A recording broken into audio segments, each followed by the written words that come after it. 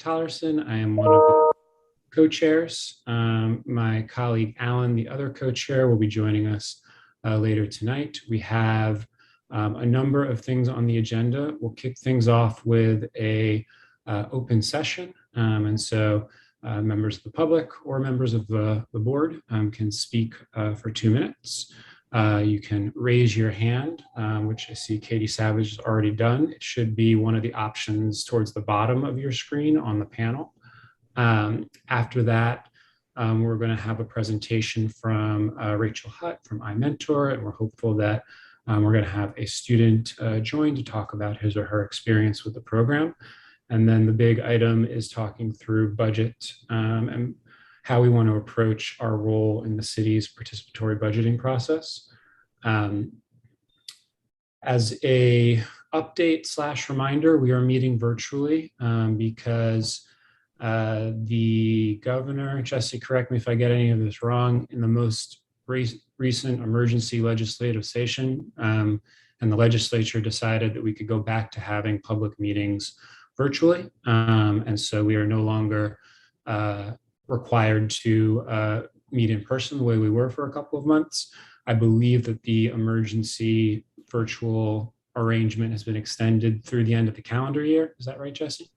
Yes, the end of the calendar year through the middle of January when the state session goes back in. So I'm personally a big fan of virtual. Makes it easier for me as a dad of 2 young kiddos to attend, and I hope it makes it easier for members of the public to attend. We seem to have better attendance virtually than in person. But I digress. Let's open up the public session. Folks will have 2 minutes. I will do my best to keep time. I think Katie was first, and then it looks like Eric Washington has also raised his hand. So we'll start with Katie. And Katie, I'll start the timer as soon as you've been brought over to the portion of Zoom where you can speak, and we'll handle it that way. Katie, you with us? All right. Yes. Hi, I'm Katie Savage, founder of the Hell's Kitchen Litter Legion. Just a couple of things. I got word today that the 10th Avenue ACES route has officially been added. It will start September 4th, and it will go from 44th Street to 55th Street. So I want to thank everyone on the committee for your letter of support back in January after my presentation. I'm sure that was incredibly helpful. 2 things. One, due to the past storm on September 1st, Ida, there is a citywide moratorium on sanitation summonses, which is understandable in certain areas of the city that had serious impacts. Our area, however, was not seriously impacted by flooding. So there are some serious sanitation concern areas where we have like rats and overflowing garbage cans at a residential building that they can literally not issue a summons until this moratorium is lifted, which I find to be really frustrating. And nobody at this time can tell me when that moratorium will be lifted. Another thing is, since August 31st, I have reported 13 syringes that have been found on the streets. Definitely concerning. One was by a school sign here on 51st Street by Sacred Heart of Jesus School. One that I reported on September 9th, that was still in that same location this morning. So I called the garage and the superintendent came out and was able to report it. And now it has finally since been picked up. But this is definitely an issue that I know I've brought up multiple times and the board has discussed. I'm really hoping that whenever this new sanitation reporting software comes out, they'll have a way to report syringes, but not only that, get to them faster. Like, this needs to be addressed more than 5 days after the fact. So that's all. Thank you so much for your time. Right on time. Timer's going off. Thank you for sharing, and thank you for pushing for the expansion of the sanitation services. That was a great email to get earlier today. Next up is Eric Washington, and I see Josephine from our board has also raised her hand, so we will get her in after Eric, and anyone else who wishes to speak may. Eric, I'll start your time when I hear you start speaking. Hi, I'm Eric Washington. I'm an independent historian and author. I know this would not be an ACES agenda item, but I hope that I could offer a point of information about an initiative that's ongoing. I wanted to address the ACES committee on the 3-story Reconstruction era building at 128 West 17th Street, formerly known as Colored School Number 4, later called Grammar School Number 81. Though it's been long administered by the Department of Sanitation, this 19th century building had been one of the Board of Ed's most renowned racial caste schoolhouses assigned to African-American children and teachers, many of whom remain exemplary figures among Black New Yorkers in artistic, academic, and civic life. This past spring, I briefed CB4's full board, and the Chelsea Land Use Committee invited me to make a presentation sometime this fall. That's going to be next month. So admittedly, the former schoolhouse's fate is largely a preservation issue. I submitted a detailed request for evaluation to Landmarks Preservation Commission in 2008, so almost 3 years ago. Nevertheless, the site's historic significance seems accordant with the mission of the ACES committee. So I'm hoping that ACES might be being cognizant of the support of this effort. Thank you for letting me speak. Thank you, sir.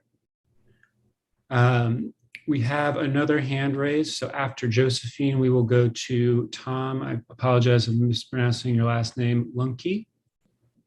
Josephine, you got 2 minutes whenever you start. Hello, happy first day, everyone. First day back to school for those of us who have kids in the school system.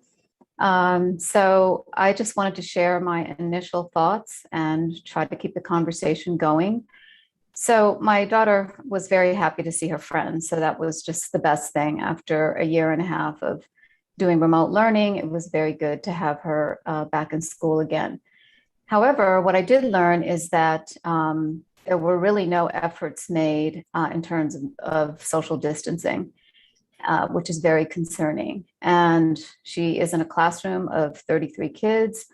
It is a middle and high school combined. So I don't know if the DOE's feeling is that these kids should just all be vaccinated. She is vaccinated, by the way, but was too afraid to even take off her mask to have lunch because there were about 250 people, kids crammed into the lunchroom, and everybody was just on top of each other. They were not allowed to go outside, which, you know, she's been having out lunch for the past 3 years. So I don't know what happened today, but as of tomorrow, she will at least be able to go outside and have her lunch. I mean, there's a park across the street, so there's really no reason that she should have been in there. But regardless, the point I'm trying to make is that in the DOE safety and guidelines, the deck that they provided to all parents, they had said that there would be at least, they were following the CDC guidelines and that there would be 3 feet of social distancing, and that did not happen. And if that couldn't happen, if the schools couldn't accommodate that, then there would be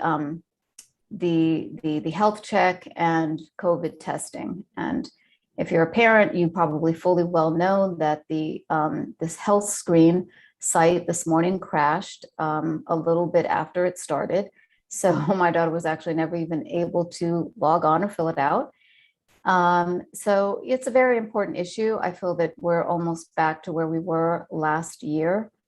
And yeah, so I think it's a conversation to keep having. And you know, we may need to at some point meet with our superintendent on it. Thank you. Thank you for sharing, Josephine. The last hand that I'm currently seeing is Tom Lunke. I hope I'm saying that right. It looks like we'll also hear from Katie Stokes. And if we don't have any more hands when those folks have spoken, we'll close the public session. But Tom, your 2 minutes will start as soon as I hear your voice.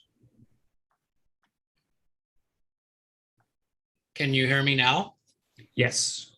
Okay, I'm not sure how to put the video. Oh, start video. Oh, there we go. Hi.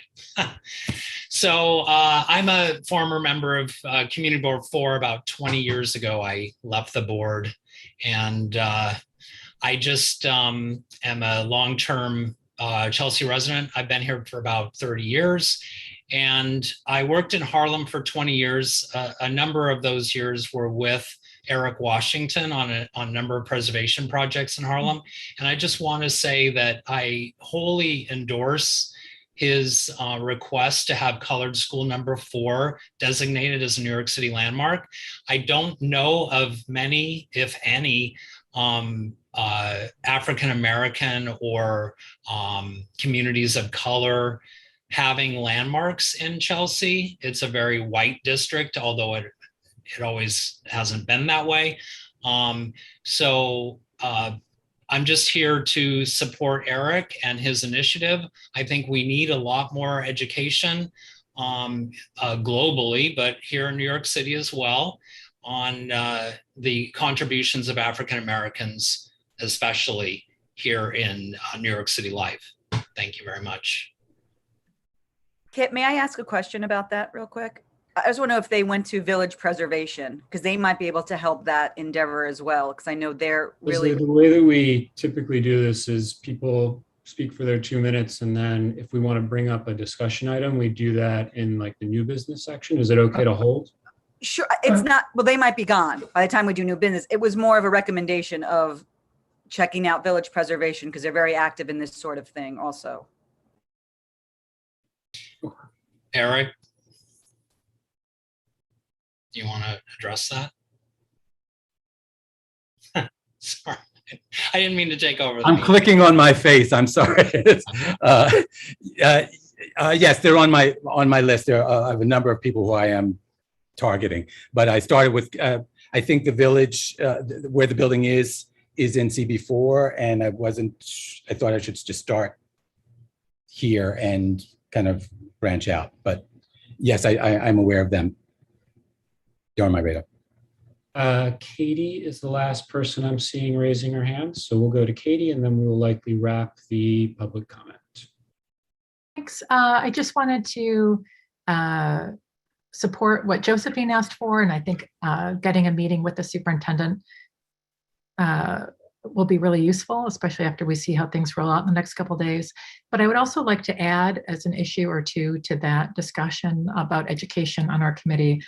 I'd like us to just follow up on how the extra education funding that came to the DOE, how that's being allocated in our district and used. I think that's important that we get that information sort of available for our community members to know. And then I'd also like to understand, but maybe we'll have to wait a month or something, but I'd like to understand what the impact is on numbers, because I know there are a lot of parents who were reticent about sending their children back at all, and that there was no remote option. And I'd like to understand sort of, is that an issue in our district? Are the numbers of children attending lower? And I think that's just something that we need to be alert to. Those two issues. Thank you. All right. Thank you, Katie. And with that, we're going to close out the public comment piece of the meeting. And we will move on to agenda item number 2.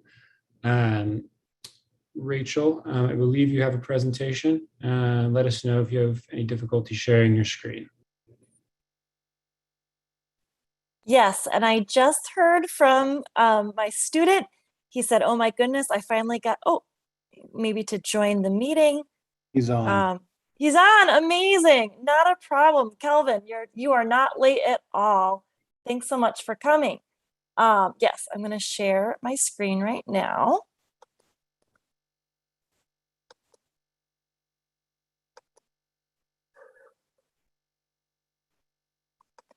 And just bear with me one moment while I get it up.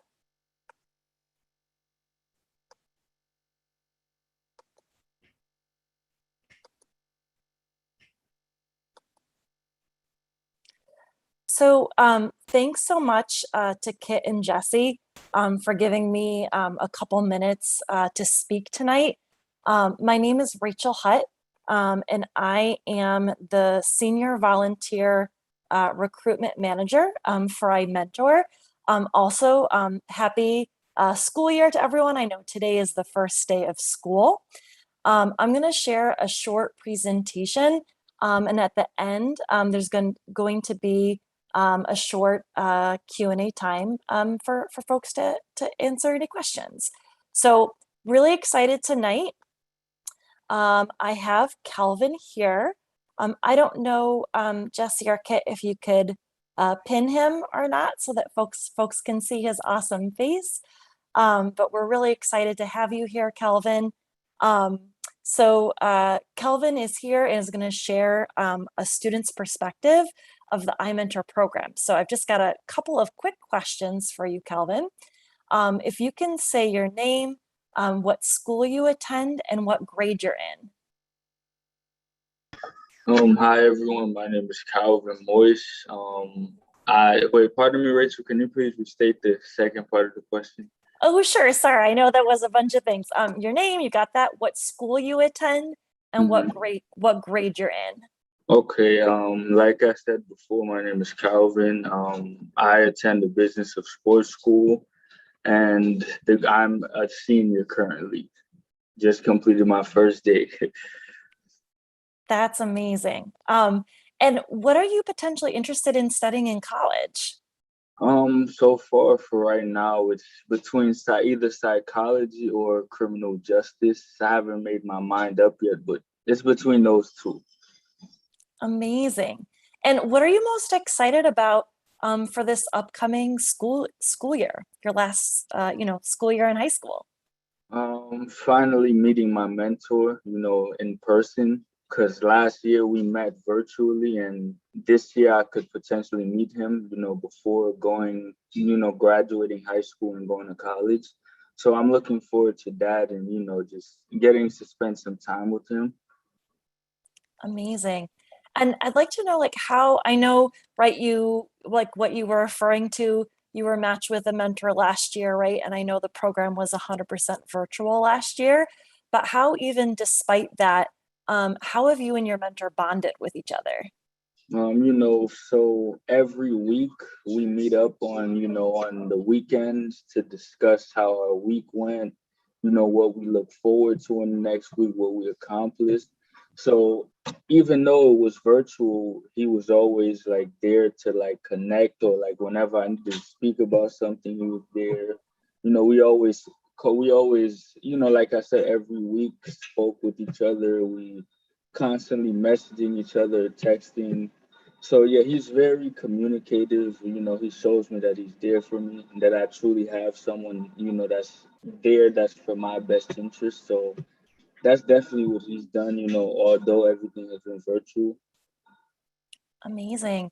And then how has your mentor and the IMentor program helped you regarding next steps for life after high school? He's helped me very much. So I want to attend a military academy. And when I told him about this, he was very straightforward. He helped me construct a plan, deadlines for days, when I should have this and this done and submitting it. So he's definitely helped me a lot, and the IMentor program has helped me a lot with just going to the next step with my career, as far as after high school and what, life after high school as a whole. Well, thank you so much. Do you have anything else to add, Kelvin? But we really appreciate your time here tonight. Well, thank you guys for having me. I don't have anything else. I just like to say IMentor is a great program. It's helped me a lot. I've had it since 9th grade year, and it's gotten me this far. So thank you to IMentor. Thanks so much, Kelvin. You are welcome to stay for the rest of the IMentor presentation, but I know you're also a busy student, so you're welcome to stay, or you can also, sign off. But we just really appreciate your voice because you really, you can speak most of the program because you're actively in it. So thank you so much. So I'm gonna share a little bit more. So IMentor we are a national college success organization, and we partner with schools in New York, Chicago, the Bay Area, and Baltimore. We were started actually just a little over 20 years ago, and we started with 49 students at a school in the South Bronx. Now I'm really proud to say that we serve over 9,000 students nationally. When we partner with a high school, we commit to ensuring that every student in our partner school is paired in a one-on-one relationship with an adult. And that goal being that through the relationship, our students are empowered to graduate from high school, apply to college, and succeed on a college campus or in their post-secondary career.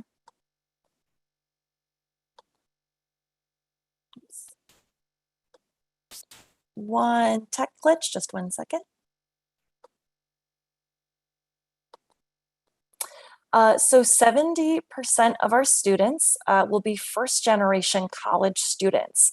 And having a mentor who has been through the college process is really important. I'm extra excited to talk to you all about this slide because these are the two schools that are in your community board, District 4.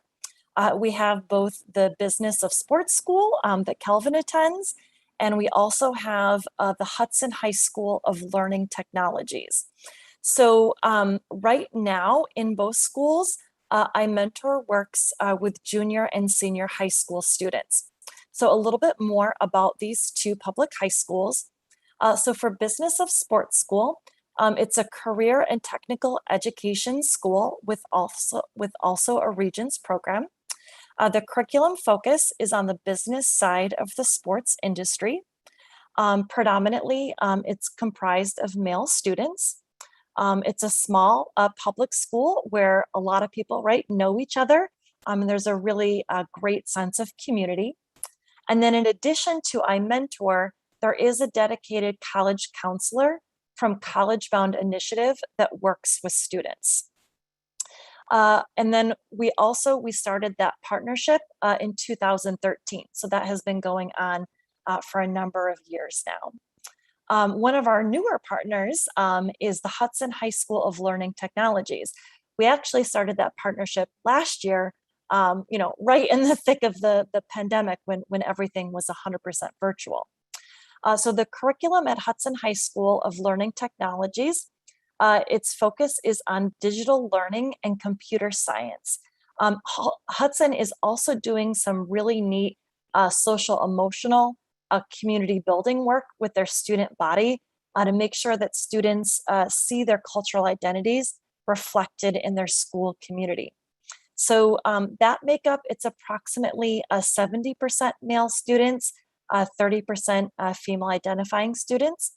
It's also a smaller public school with a community feel. And in addition to IMentor, there is a dedicated guidance and college counselor that supports students. So a little bit about mentor expectations. So right now, the entire program is still 100% virtual. What we ask mentors, our volunteer mentors for, is we ask them for a 4-year commitment. And we recognize that that is a long period of time, but it is crucial and beneficial for students to have that long-term mentoring relationship. The good thing is, we have really found it's a very doable commitment. So for our mentors, it starts, we get new mentors are matched with a student, their junior year of high school. The idea is that mentor stays with the student their junior year, senior of high school, and then they stay with them through their freshman and sophomore year of college, or if the student has another post-secondary pathway. The high school years, those are more structured, and I'll talk about that a little bit more in a second. And then the 2 years in post-secondary, that's a little bit more free-flowy. There still are robust programs and support provided, but in those post-secondary years, it's much more up to the mentor and the student to kind of keep that mentorship relationship alive. But how that really breaks down within those high school 2 years it's a very doable commitment. So it winds up being max 3 to 5 hours per month of a volunteer commitment. And how that breaks down even further, we ask our mentors to write their mentee once a week via our IMentor platform. It's completely safe. It's monitored via our program manager staff. And that's really like 5 to 10 minutes per week. So that's a pretty quick thing that mentors do every week. And then, like Kelvin was referring to, mentors and mentees meet each other once a month. Right now, during this all virtual space that we're in, that is 1 hour per month. We are hoping, like, if we can get back in person at some point this year, which would mean the mentor traveling to the mentee school, then that is a 2-hour commitment for that once a month monthly meeting, because there is dinner involved and conversation and whatnot, and so that's a little bit longer then. But I do want to acknowledge, we know that this year that there is a lot of uncertainty, and we understand that mentors coming into our program and students may have varying levels of different levels of comfortability, and we want to respect that. And so for any mentors that specifically join us and volunteer with us this school year, mentors this school year have the potential of being fully remote for the full 4 years of the program, because we want to provide that flexibility. Of course, right, if mentors are comfortable going back in person when hopefully we can do that, of course we want as many in-person people as possible, but we just want to respect that everyone has different circumstances, and so we are offering a fully virtual option for folks that want to take us up on that this school year. Another thing I want to mention too, we don't expect our mentors that come in to be college experts, and so, or I should say, they all have attended college, but we don't expect them to be like college counselors. And so we provide them training, periodic trainings, so that they can help best support their mentee.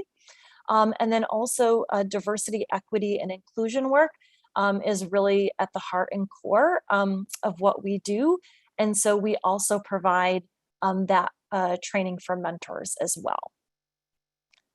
A couple of mentor qualifications. Even though it is virtual right now, we still ask that mentors live or work within commutable distance to our flagship region, which is New York. That said, we do get mentors. Sometimes we get mentors from like the, places like Hoboken or Jersey City or Westchester, or, places like that. That is totally fine. But just folks have to be kind of in the tri-state region, as it were. And then we also ask, we need mentors to have graduated with a 2 or 4 year college degree. And that's specifically because a majority of our students do attend college, which is a wonderful thing. And really, like those anecdotal stories that mentors have about their college experience, it is so incredibly important for students to hear those stories. And so we do ask our mentors to have at least a 2 or 4 year college degree to be a mentor in our program. And then I have a specific ask. So even if all of you or your networks can't mentor this specific school year, if you have a male colleague, a friend, or a family member that you think would be a great mentor, I am going to, let's see here, is there a chat function in here? Emailing it to Jesse is probably the best Got it. way to get it out to the committee. Awesome. So I will follow up with you, Jesse, tomorrow morning. There is a link that will take you all directly to the mentor application. And if you're interested to sign up, the first step would be to fill out a mentor application. And then the second step is to attend a virtual mentor orientation.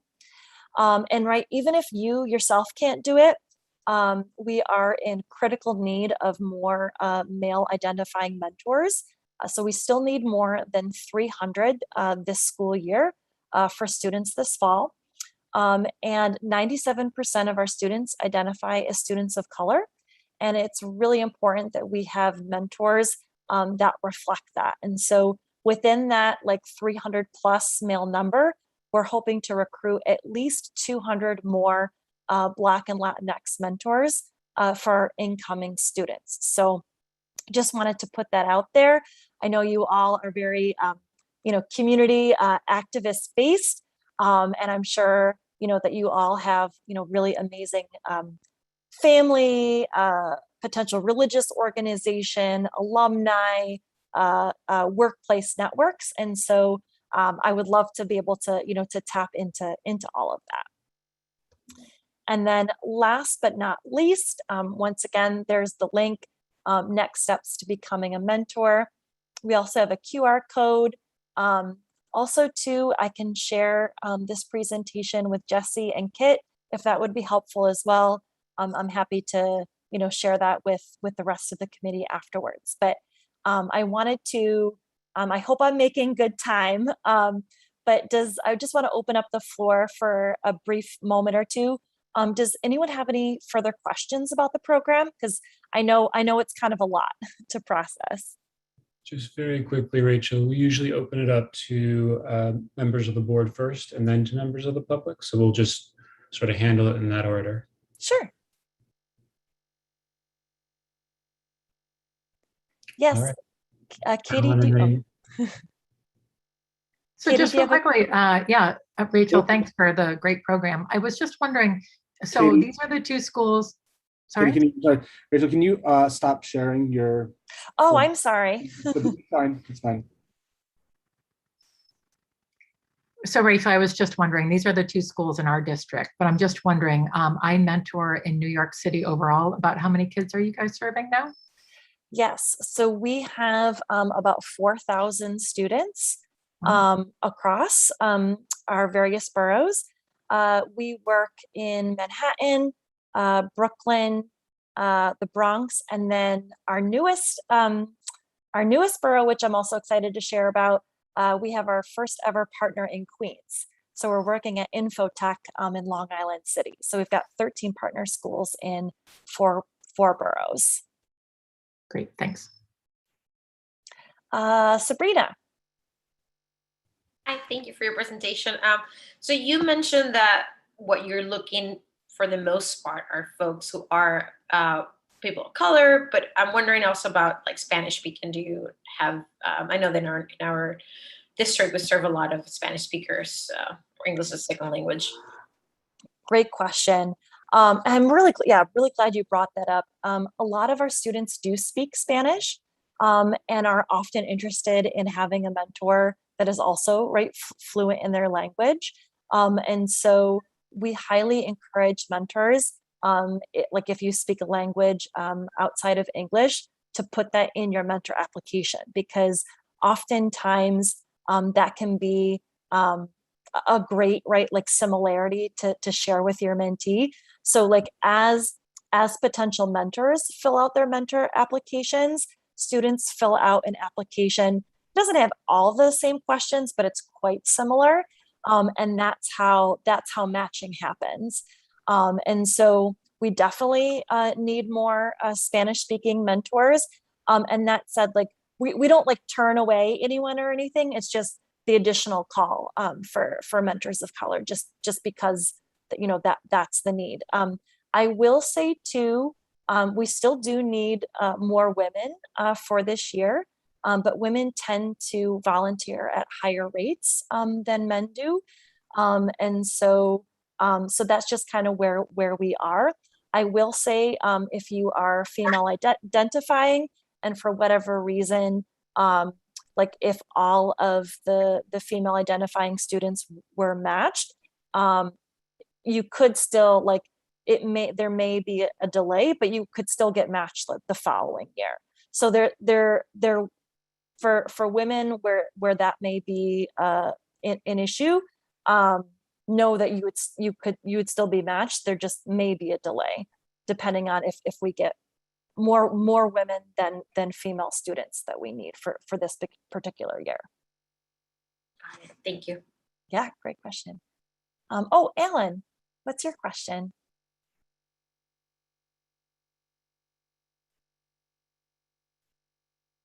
I think you might be on mute, Alan. Oh, Haven't done this in a while,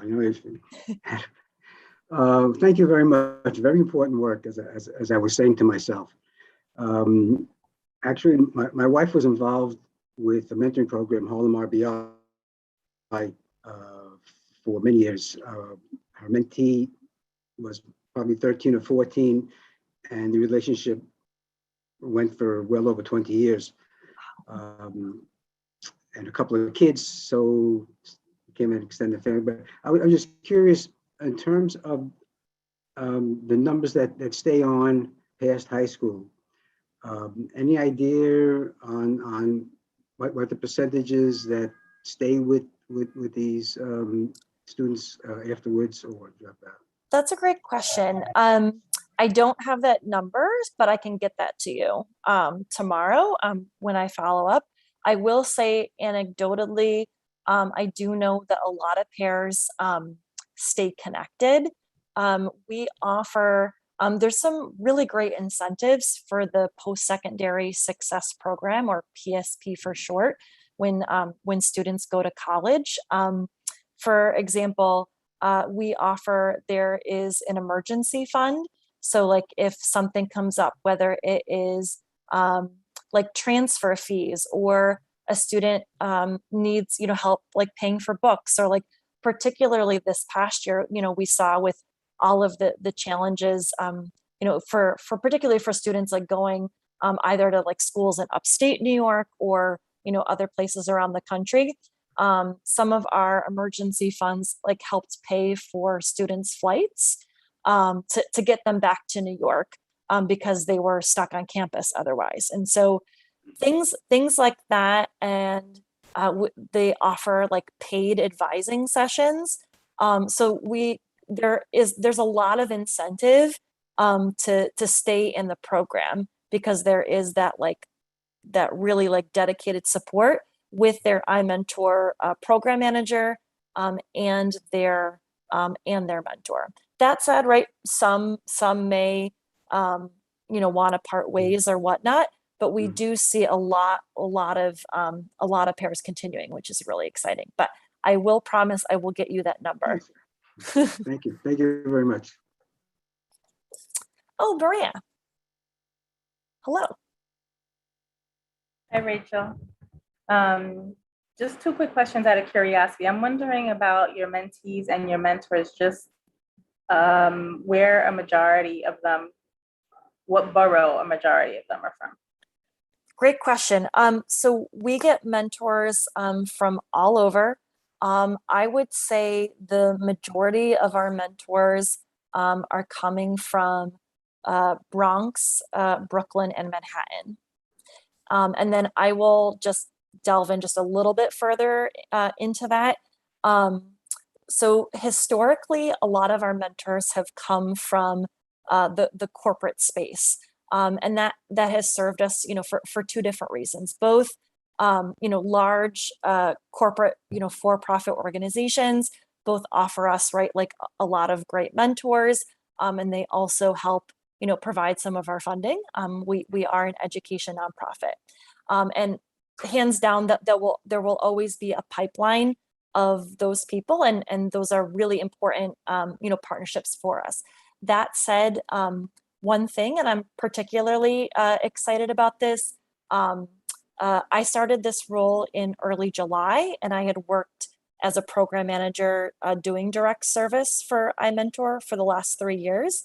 And really within my role, it is to increase the amount of community-based folks that we get in our program. So basically, my bucket of work is to find anyone outside of the for-profit space. So whether that's, people that work for nonprofits or, city government, or, are attached to an alumni association or retiree groups or whatnot, that is really like my bucket of work. And I'm really excited to, twofold, I'm really trying to, increase the amount of, of folks that are coming from those buckets. I want to increase the racial diversity of our mentor pool, and also right to that, the job sector diversity, because, finance and tech people are wonderful and we need those people, but we know, right, that the students that we all serve here, right, in this committee, that they have a variety of career interests. And so it's my goal to try to diversify the job sector within our mentor pool as much as possible as well. Oh, and the other question, thank you, was about the mentees. Where are most of them coming from? What borough? Great. Just out of curiosity. Yeah, no, great question. So we have the most of our school partners are in Manhattan and the Bronx. Okay. So right now we have two schools in Brooklyn and one school in Queens. And so the majority of the schools, meaning the majority of the students that we serve, are in the Bronx and Manhattan. Thank you. Great questions, everyone. Am I missing? I just want to make sure I'm not forgetting anyone here. I think we're solid. I don't see any more raised hands in the participants tab. So before we let Rachel go, I'll just quickly say I was a mentor through IMentor years back, and would wholeheartedly recommend it to folks. It is not a massive time commitment, but it is a lot of fun. I was matched with a really cool high school kid named Jack, and just had a really positive experience trying to contribute to his decisions about where he wanted to go to college, what he wanted to study, and navigate financial aid and all those things. So if you are interested or you have friends who might be, I would say definitely take advantage of this opportunity. And Rachel's contact information, Jesse will make sure that we all have that. Yes, please send me any and all questions. I'm happy to answer. Awesome. Well, thank you for coming tonight, Rachel. And Calvin, I see you're still here with us. Big thank you to you as well. I know that you must have a ton to do, especially on the first day of school. So we really appreciate you taking the time to just share a little bit about your experience with the program and join us here tonight. Thank you. Take care. All right. So we are on to our last planned agenda item, but we're actually going to take a quick pause before we tackle that one, because we have a new public member, and we would love to give her a chance to share a little bit about herself and the ways in which she's looking to contribute to our committee. Tamara, I apologize for putting you in the hot seat. I have no idea if anybody warned you this would happen, but it's happening. So please, say whatever you'd like. So I'm Tamara McCoy. Thank you so much. There's many of you I know, and I've presented before. I'm the Chief Civic Program Officer at the Shed. So we've got a lot of history, and I am really excited to be able to sort of deepen engagement and not only bring my sort of expertise or knowledge about sort of arts and culture broadly, but also to bring that to the committee, but also to learn a lot as well. And I'm just really excited. I'm completely passionate about arts and culture in the broadest sense possible, and not just in the sort of capital A and capital C, and also about intersectional audiences and really how to really incorporate arts and culture into people's lives. And I love the conversation that we just had about supporting young people. I really think that art is also a really meaningful way to connect with young people. So just super excited and to roll up my sleeves and to be more engaged, and just thank you for having me. We're excited you're here. Alan, do you want to pick up the baton and take this last item here? Not really. It's that time again. It seems like only yesterday, but so I think we have maybe a different situation this year going forward. What we did the last couple of years in sending out these notices and going after the principals or somebody about what do you need, and then meeting budget and deciding what these items, how they're going to be ranked and who gets what. I think this is a different year. I'm not saying I know exactly what direction we should be taking, so we certainly should leave that to you guys to kind of maybe come up with some ideas. But a couple of questions I had. It seemed to me, doing a little bit of research, the Borough President's Office does a lot of funding, and a lot of the things that we might have asked for through DOE, the Borough President funded. A lot of tech stuff got funded last year. The same thing with Corey Johnson's office, not as extensive, but they did make a number of funding things for education. As far as our other committees, Arts and Culture and Street Life, I don't know if we sent this out, but the Borough President's Office funded an awful lot of stuff, a real large number of art ventures, cultural ventures. It might be a good idea, maybe, Jesse, if we can send that out. I don't know if you have it, or I think I have it somewhere. Just to give you an idea what sort of things are getting funded at this point. The other question I had was, it seems from my understanding is that all these schools have a lot of money these days for somewhere. Will they be asking for funding for projects, or are they going to go out and just spend the money, which I think they need to do, and say thank you very much, but we're going to buy our own stuff? So that question I'll leave to some probably more adept at answering that. Maybe Kit, maybe Jesse, maybe some of the other folks who are more involved with schools.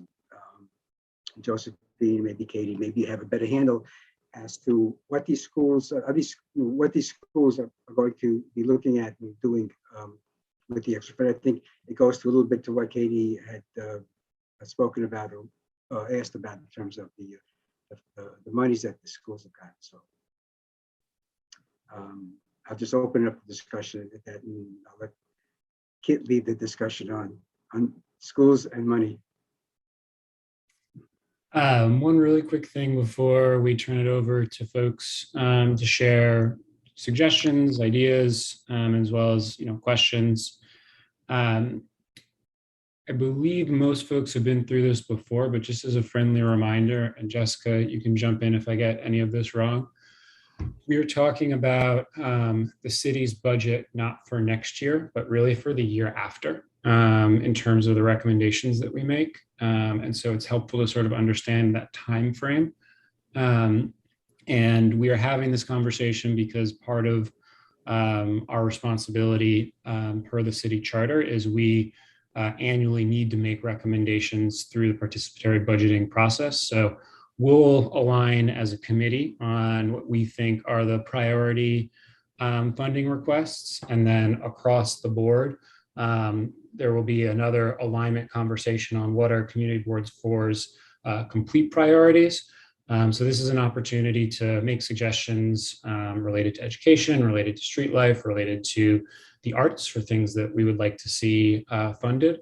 But they will, if we do recommend them, sort of need to go force ranked along with all the other committees' requests as well. How did I do, Jessica? Great, thank you. I'll just add that we're also going to be compiling, as we do every year, the statement of district needs, and that together with these specific requests. So like this is an area where concerns or just general themes can be articulated, and that these become a packet, which is then submitted in hopefully voted on in, I believe it's November by the full board. And what follows that is then in the early, I guess that's winter, February, March, the city will release its preliminary budget. We hope they'll have looked at this information as reflected in our statement of district needs with specific requests. We then push for more of our requests to be considered. And then all of this becomes part of what is ultimately the July 1 budget. So this does have the ability to impact next year. It's just the second half of next year, right? Because the city's fiscal year is July 1. So it's not an immediate, but it is, you know, as we think of preparing, you know, the issues we're seeing right now, the next opportunity to impact the budget is this opportunity to influence July 1 budget. And then Jesse, yeah.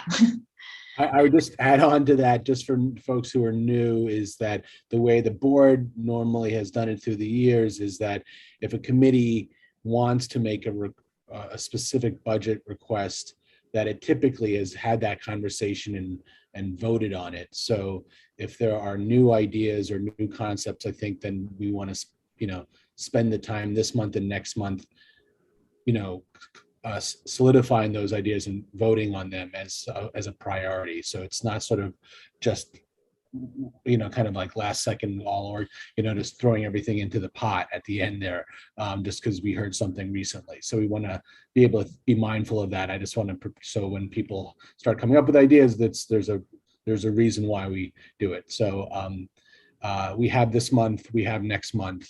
Next month, you should be voting on the committee's recommendations. And so in your Dropbox link that you all got, committee members, not the general public, but to the committee members, you'll have the list of last year's, last fiscal year's, the fiscal year we're actually in right now, budget requests, both capital and expense, that you guys put forward that got into the final document, and the agency's responses to those. So I would just recommend looking at those as well. So maybe there's something that was on there last year that you guys actually have got funded or claims to have been funded, even partially. I would say that is a win. Remember, we're one of 59 community boards. And so I would just highly recommend taking a look at that. And I agree with Jessica that the statement of district needs is something that always needs to be updated. People from the budget task force who are on that, some of your co-committee members are on that budget task force, know that that's always a hefty goal to go through line by line and make sure we're providing up-to-date information about what the district needs. Yeah, I just wanted to say we can still do our mailings. We can still do our outreach to whatever schools folks want to reach out to. We can still do that. So I didn't want to say that was something that we shouldn't be doing. So we can still do that and try to get those requests out as soon as possible. Leslie? Thanks. As a reminder, last year we 2 years ago, we reached out and we had that list of each of the schools and we kind of divvied them up amongst them ourselves. Last year we did not do that, and we went right to the superintendent's office since we have such a good relationship with the superintendent of our district. And it was super helpful. I don't know if you guys remember, because that's where we got that the 3 or 4 major needs were like the digital libraries, which we asked for, certain other digital, because the space was obviously changing a little bit. So I don't know if you guys want to do that again, where we just ask the superintendent's office, because they can identify maybe the schools and the overarching, I guess, needs of the district. And Jesse, you're nodding, but I guess, do you think? I agree that, but I'm not the committee, but I think that was a very productive way of getting a lot of really helpful information. And I think the chasing down the individual principals and parent coordinators or PTA folks is is nice and it's helpful, but it's also it's a lot of work. And right now, as everybody knows, the school just started, so everybody from on the other side of it, from the education side of it, is very busy trying to just make sure that their opening of school goes okay, not maybe answering a community board member's 13th email about this topic. But that hasn't been 13 yet, but I have not heard back from Kelly after he initially indicated he'd be open to meeting with us again. I don't think today is the best day for me to bug him again, but I can reach back out soon, Leslie. I do think I agree with you both. It's a great idea. And we do have until next month's meeting to hopefully make something happen. And Kit, we also have good relationships with the like the assistant superintendents, which are also, in this case, maybe would be more, helpful as far as replying. Yeah, I think we want to, there's a tension of, we want to be sensitive to how busy these folks always are, but they're the busiest they've ever been right now with COVID. And we would love to get their input because we'll make better recommendations if we can. So we have to sort of take what we can get is my 2 cents, but totally agree with the suggestion. It looks like next raised hand was from Josephine, then we'll go to Blake, then we'll go to Katie, then we'll go back to Alan. I think it's also good to talk to Kelly, who's our superintendent, but I just want to remind everyone that he is the superintendent for our elementary schools, which we have about 5, and then maybe 1 or 2 middle schools that have been grandfathered in.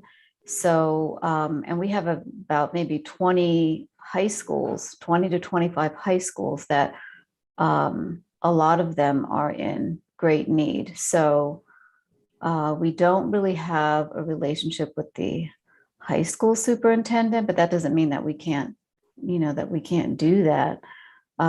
So that's a possibility, but if we are going to talk to Kelly, that's fine. But I also want to make sure that we do some outreach to the high schools as well.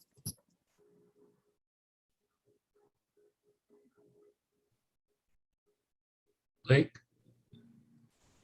Thanks, Kit. For the Street Life request, I can compile a list for the next meeting. I think the sources of information would be the community input that we've gotten, like Katie's comments today, the letters that we've written over the past year, where we did cover a lot of the priorities, looking at the FY22 request and, particularly the ones that did not get funded to see if, maybe it's something else we can put in for next year, as well as the outcome of the budget consult with DSNY. But, if anyone else has, other things that you would want on that list, for us to discuss next time, definitely let me know. Katie? Thanks. Yeah, I think it's super important that we make sure that it's not just the elementary and middle school kids who you hear from the superintendent, and that we do reach out to the high schools, whether it's the high school superintendent or an assistant superintendent who focuses on high schools. And I'm happy to help with that. But I also think it's important that that we not just get the input from there. I understand it's way harder to maybe get other input, but I think it is important to hear from parents. And if we could revisit the questionnaire that we came up with last spring, and maybe get that out now, not this week, not next week, but maybe the week after, about trying to get the PTAs to distribute that questionnaire. I think that would be helpful too. I think it's important that we get parent feedback as well. Jesse, does that feel doable in about, sounds like 2 weeks time to send out a survey to our list? Yeah, I mean, I apologize if there's anything delayed on my end. I just don't. No. I don't think there's any. Okay, yeah. I don't think we've asked you yet. Yeah. If we can get the end questions, we can set up the survey and on our end and at least the digital version very quickly, and have you guys sign off on that and be able to blast that out through our lists. And obviously, if there's other folks on this on the committee that have more contacts and deeper contacts than we have principals, we have parent coordinators, we have some PTA. Josephine was very helpful in coordinating, putting together a number of the PTA folks that we have, or active PTA folks. So we can definitely do that. That's not a problem at all. I can, yeah. I would just, not everybody's very busy, but I just make sure we want to be able to think about you having that information, be able to synthesize it, and then being able to make recommendations based off that information back to this committee next month. So in terms of just the timing of that, I would just be cognizant of that. You guys, next month is a little wonky because Monday, the normal Monday you meet is a holiday. It's Columbus Day, or and so we're going to need to find a new home for you, ACES committee, and so we'll have to figure that out. That's still kind of in the works right now. Helpful. Although I believe we say Indigenous Peoples Day in these parts. Yes, I was blanking on the word, and I apologize. I didn't want to say the wrong word rather than just just being difficult. So, I mean, question back to you, Katie. If we were to send this out in about 2 weeks, does that feel like enough lead time? I feel like the questions are like close to final to like finalize them. And then would you or would anybody else be open to sort of taking the lead on, as the data is coming in, either being ready to speak to the trends, so that maybe that doesn't all land on Jesse and his team, or pulling together the group that focuses on education to just align on what are the key things that we're seeing across the responses? Sure. Yeah. Yes to all the above. And I think if we get it out sort of a week from Monday, that's given them the first, or I guess it's not a week from Monday. Well, anyway, soon. I have to look at the dates, but yes, I think if we get it out in 10 days and we ask, and if we give them, 7 days to respond or something over a weekend, including, I think that's fine. And then we can start to pull it together. Yeah, I think any data we get is helpful. Exactly. Yeah. Great. So I think next is going back to Alan and then back to Josephine. Just to follow up, I caught the end, sorry, I got here late, but I caught the end of what Josephine was saying about having a meeting regarding something about the website that Chris. So if we want to do that, I don't know if you want to mix these two different items in one meeting, but being, again, cognizant of everybody's time and doing this, perhaps having something, more than just asking about what they need, and to get some idea what's happening on that end. I'm not sure exactly what Josephine was referring to, but maybe we can combine that also in a meeting. Josephine, do you want to? So the website crashing, I mean, that was due to overload. I'm hoping that it, is up and running again tomorrow and in the future. I think one of the real concerns, though, that I'm hearing across the board is the lack of social distancing measures that is supposed to be happening. And, the principals really don't have a whole lot that they can do since there's no remote option. Basically, everyone is in the building and there are no extra classrooms, there are no extra teachers. So what are they supposed to do? So I think that Kelly is the one who's going to need to answer to that. So we can talk to him, have a brief call with him about some of our concerns about reopening. And also, in terms of, if somebody tests positive, there aren't really a lot of detailed guidelines in the deck that we got from the DOE. For instance, who pays for the COVID testing? Because if your classroom has to be quarantined, and if you want to go back before the 14 days, you have to get a COVID test. I don't know if anybody's paying for that. So there are a lot of different questions. So maybe we can just frame it as having a call with Kelly about some initial reopening issues. And then, either the website could be part of that or not, whether it's working or not. But one of the questions that I had for Jessica, so you said that this budget would be for 2023 and then maybe part of next year. So can you just explain that a little bit? Because In one of my conversations with the principal of one of these high schools, their sort of initial reaction to me is, well, I don't even know what I need this year. How am I supposed to know what I need down the line unless it's like a new library or air conditioning or something like that? It's kind of hard to make those decisions so far down the line. So if I could just get a better timeline on how this works. So to clarify, we are currently in FY22. And so that budget's already done and being executed on. We will be making recommendations for FY23. So it is next year's budget.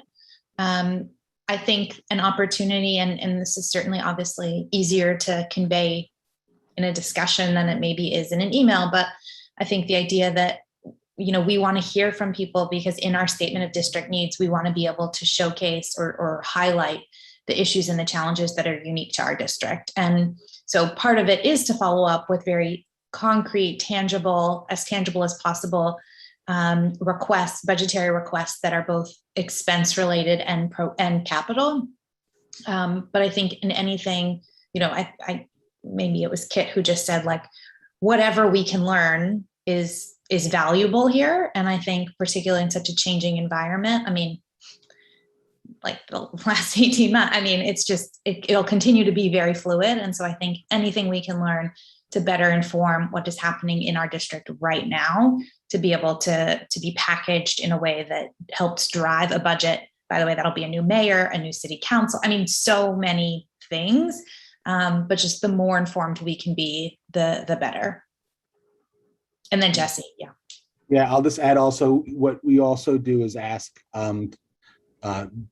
Corey's office is very helpful typically, and Gail's office is helpful to let us know what they've funded and maybe what's partially funded and needs additional funding, and some of these projects are multi-year projects. Some of them are, hundreds and hundreds of thousands of dollars, millions sometimes. And so only portions of them are funded, but that helps get the ball rolling in terms of an SCA capital project. And so we can hopefully get that information I've asked for it, they hopefully will give it to us shortly. I'll send that out to all of you guys and then include that into the conversation for next month. So, we'll have a better understanding of, if it's maybe it's more helpful to kind of try to finish off 2 or 3 projects than kind of put all of our eggs into one basket in a very large capital project that just doesn't have any funding yet. So I don't know, that's up to you guys, but we'll have that information as well. And then what about the arts funding? Because I feel like in the past we've had arts organizations come and talk to us and talk about their needs. And then I think that we had included some of those items in the budget, but how are we dealing with that now? Well, I think that's what we get to decide next month is how we want to prioritize across education, street life, the arts. I didn't expect to ever be saying what I'm about to say, but I do think it could be a year where it makes sense to potentially put more of our requests in the street life and the arts buckets than we historically have. We've talked about a little bit with this group, the amount of federal funding flowing into schools around the country, including New York City right now, is honestly putting schools in a position and school systems in a position where they are struggling to spend down the amount of money coming in, which is likely where we'll be for the next couple of years. With the way that Albany has also shifted the funding formula to benefit large cities across the state like ours, schools are also seeing more revenue from that stream. And so, to your point, Josephine, if we're talking to folks at the DOE about, we can request something that maybe will get funded, maybe it won't in FY23, they're probably much more interested in conversations about the money that's already in their bank accounts that's overflowing. So, we'll decide through a democratic process next month what we want to include and how we want to rank those things. But we've always sort of leaned towards education as our top thing as a committee. Maybe this is the year that we focus a little bit more on the street life items and the arts items. Yeah, I thank you Yeah. for that. I understand that the street life definitely, like, we see it, right? It's like we just know it's there. So I'm sure Blake could give us a big rundown on that. But like the arts, they usually come to us. How do we find them? I guess is my question. It's a good question. Well, I mean, in the past, obviously, I don't know if Yeah. Celia raised her hand for that, Yeah. to answer that question or not, but Me? yeah, I wasn't sure if you I were don't know if it's a full answer, but Josephine, what we did is cold calling. It was really like we did with the schools. And I know like a success. I remember, Jesse, didn't the 52nd Street project get funded just from like, we called them and we were taught like just all the different arts organizations that we know are active in our district. That we would see, hey, do you need anything? What do you need? And I think actually the 52nd Street project was a big success for our as far as arts and budget. But Jessica might be able to talk about that more. But it was more just us reaching out to different. Yeah, I mean, that's honestly, Josephine, the answer is that's how it used to happen. I think we've had members on our committee that had connections to different local or arts organization, theaters and things like that.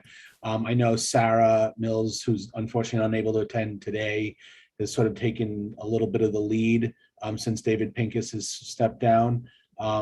But we have Tamara, who might be very helpful in maybe seeing if there are some organizations that we know in the district that, you know, again, remember, this is all funding that's going through the city, right? So this has to be something that the city can fund, that either that they already are getting funding from, you know, the Department of Cultural Affairs or a similar organization, agency, or that they could apply for it. So, you know, so they've got to sort of already be in the system or applying to Corey's office or Helen's office for that funding, and we're advocating for that to get a priority. So it's a little harder with the arts if we don't know those organizations and their, you know, in their current status. So, and especially with COVID, I do not know, like, you know, that group that well. So maybe Sarah,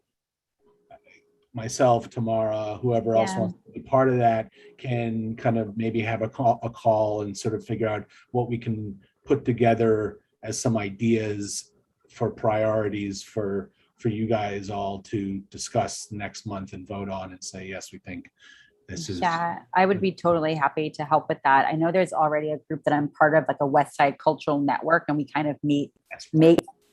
What happened? No, good. So, and it's good. And I will say, I appreciate what Kit, you were even saying, is that it's been really hard on, I think, culturals trying to navigate being closed down, and then even navigating some of the mandates. Like there's just not enough getting more resources, I think, to DCLA that can funnel back to some of these organizations to help them would be helpful. So I'm totally down for a small group on that, and maybe bringing back some information for next month's meeting.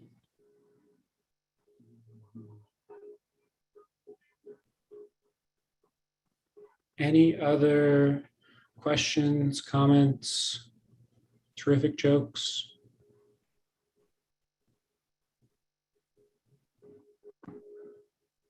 Bad jokes? All right.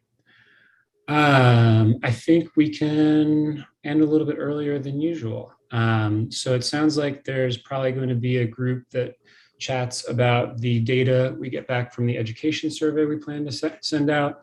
There will be a group that chats about what could we do in the arts, and Blake is going to take the lead on getting together some ideas for street life. Blake, did you want to add something? I think Alan and I had wanted to just bring up the alternate side parking question, which is coming up for trans at the next meeting. And so I always forget about that new business agenda item on our agenda. Thank you, Blake. Yeah, sorry to keep everyone. And this is something that Alan had brought up, and I think is important. Where coming off of our discussion last time about alternate side parking, and both in terms of the how it's being communicated, and if everyone is clear about when it's taking place, irrespective of what might be on the signs, as well as how it might be contributing to litter on the street. If cars are not moved, particularly if the fees from ticketing is less than what it costs for people to store a car in a garage, with the reduction in street sweeping.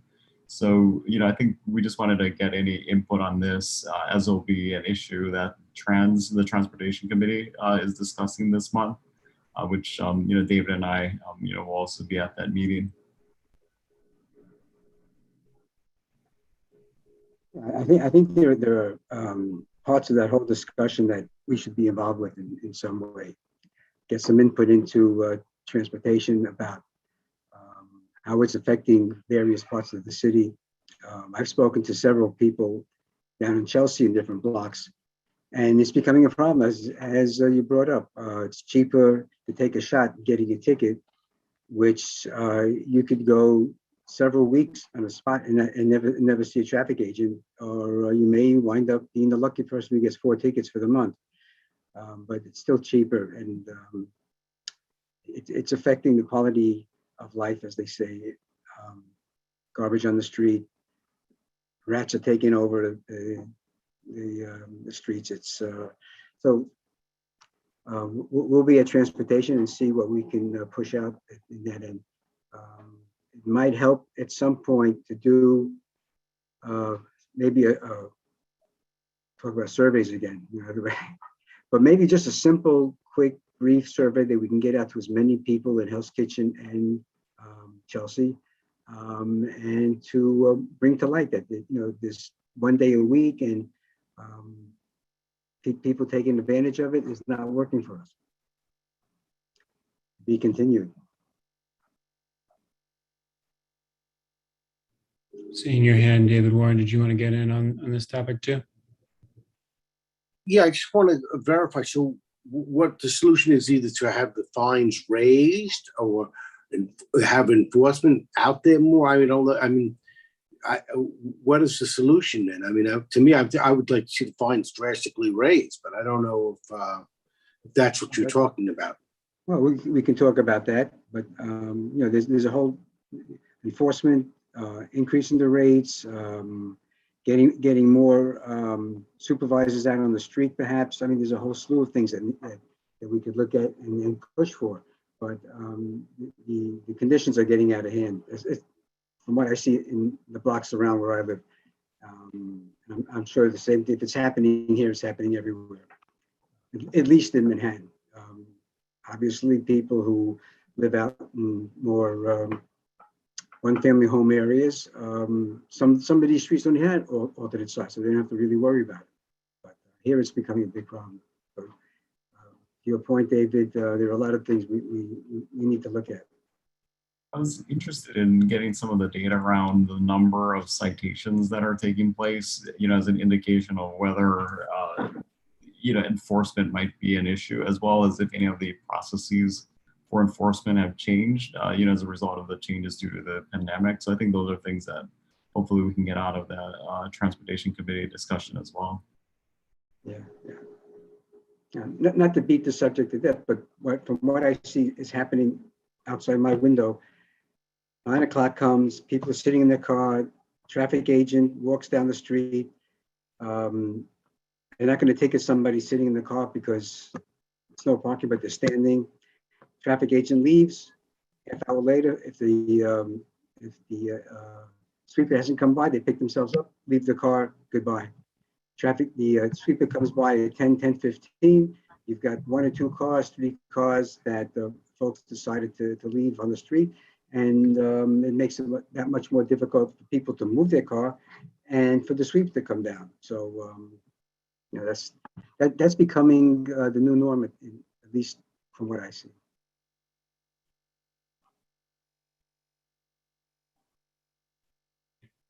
I have an informational question. Would it be possible to have a tow truck with the sweeper? So if they're there, they can be towed? So this way the sweeper can do their job? Or is that too unrealistic, or is not legal? sounds like it would cause a big backup on a street, but who knows if that's even legal, so. I mean, that's what I mean, if that's done a few times, you would see the problem clear up. All right, David, you bring it up It's automobile displacement, right, Alan? Automobile displacement. Talk about, I mean, we can go into outdoor dining and all this stuff. They're going somewhere, guys. We'll bring it up this is the automobile displacement bill at City Council. Okay, kid. Thanks for making sure that we brought that up, Blake. We, I believe, are now actually really done. So thank you, everybody. And definitely join the conversations that you would like to be a part of, whether that's emailing Katie or Blake or Sarah and Jesse about the arts piece. And we will reconvene next month to figure out what our budget requests are going to be and how we want to order them. Have a good night, everybody. Thank you. Welcome, Tamara. Welcome. Hi, Tamara. Hi, guys. Thank you so much. It was a great first meeting. Bye. Okay, stay safe. Stay safe, everybody.